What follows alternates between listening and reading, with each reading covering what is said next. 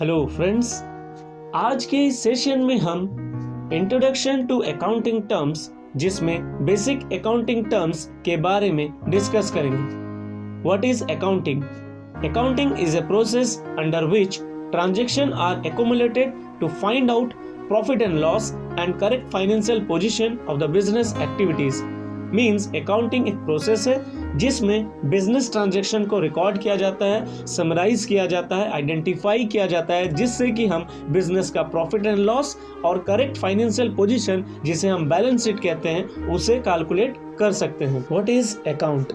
N account is a ledger record in a summarized form of all the transactions that have taken place with a particular person or things specified। Account एक laser record है जिसमें transactions को summarise किया जाता है, किसी भी person या किसी भी थिंग्स से वो सिमिलर नेचर्स के साथ हो उसे रिकॉर्ड किया जाता है। Who is accountant? The person who does the work of accounting is called accountant. कोई भी पर्सन अगर अकाउंटिंग से रिलेटेड कुछ भी वर्क करे तो उसे हम अकाउंटेंट कहते हैं। What are the branches of accounting? Number 1, financial accounting.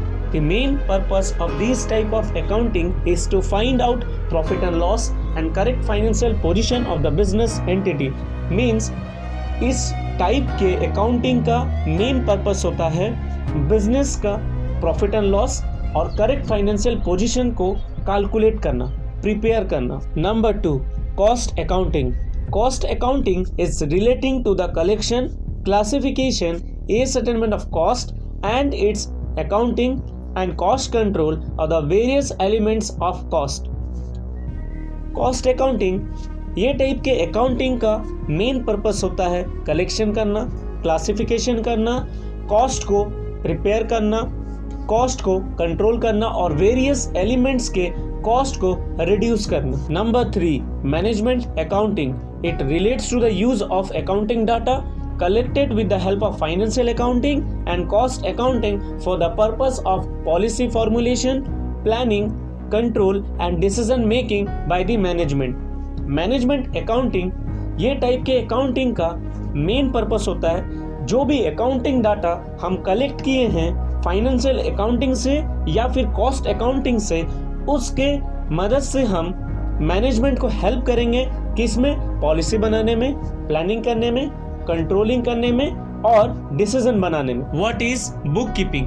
Book keeping is the science and art of correctly recording in books of accounts all those transactions that results in the transfer of money और मनीज। और means book keeping science है, art है जिसमें सारे transaction को सही तरीके से बुक्स ऑफ अकाउंट में रिकॉर्ड किया जाता है जिसके ट्रांसफर्स में हमें मनी या फिर मनी वैल्यू के रिजल्ट्स में मिलता है। एसेट्स, एनी फिजिकल थिंग और right own that has a money value is an assets. Means किसी भी फिजिकल ऑब्जेक्ट जिसका मनी वैल्यू हो उसे हम एसेट्स कह सकते हैं। In other words, an asset is that expenditure which results in acquiring some property or benefit of a lasting nature।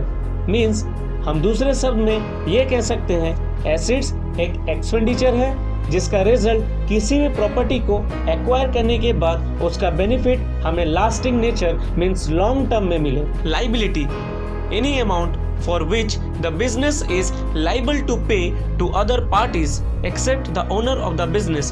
Means कोई भी अमाउंट अगर बिजनेस किसी अदर पार्टीज को पे करते हैं तो उसे हम लाइबिलिटी कहते हैं, except in the case of the owner of the business. Liabilities are debts, they are amounts owed to creditors. Liabilities कर्ज के तरह होते हैं और उसका अमाउंट का ओनर क्रेडिटर होते हैं। Capital, any amount or any investment made by the owner of the business is known as capital and it is represented by the value of net assets, that is total assets less liabilities। कोई भी amount, कोई भी investment अगर owner business में करते हैं तो उसे कैपिटल कहते हैं और इसे हम कैसे रिप्रेजेंट करते हैं?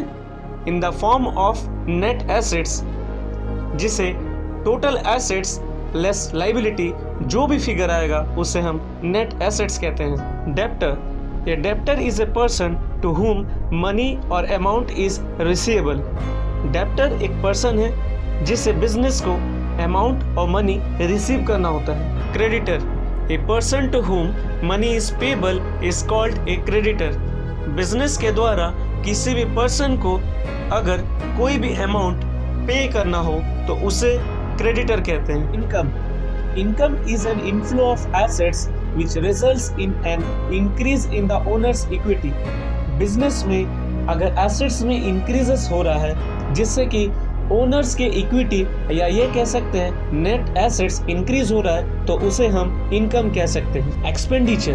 Expenditure is a payment of a sum immediately or a promise to pay it at a future date. Expenditure एक पेमेंट है किसी भी अमाउंट का इमीडिएटली या फिर एक प्रॉमिस करते हैं जिससे कि हम फ्यूचर डेट में उसे पे करेंगे. ड्राइंग्स, एनी अमाउंट और goods withdrawal by the owner of a business for personal use is called drawings.